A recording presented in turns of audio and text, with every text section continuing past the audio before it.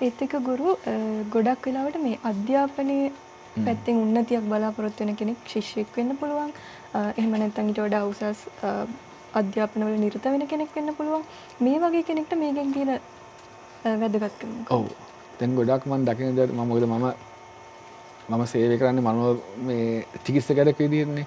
ඒතර මනෝපදේශනයේ යෙදෙනකොට මම දකින ප්‍රධාන ගැටලුවක් තමයි ඔය ශිෂ්‍යයන්ගේ සහ විද්‍යාර්ථයන්ගේ තමන් ඉගෙන ගන්න දේ එකක් මතක නැතිවීම. සහ ඒ දේ ධාරණය කර ගැනීමේ තියෙන අපහසුතාවය. ඒ ගැටලු දෙකක් ඕක. ධාරණය කරගත්ත දේ මතකයට තියෙන්නේ නැහැ. සමහර අයට ධාරණය කරගන්නත් බෑ. ඉතින් ඔන්න ඔය ප්‍රශ්නේ තියෙනවා. ඉතින් ඒ ප්‍රශ්නේට මුල් වෙන්නේ අපේ ශක්ති ශරීරයේ තියෙන ගැටලු. අපේ ඊතරක බොඩි එකේ තියෙන ගැටලු. දැන් අපේ ඊතරක බොඩි එක දැන් අපි කියමු මෙහෙම දෙයක්.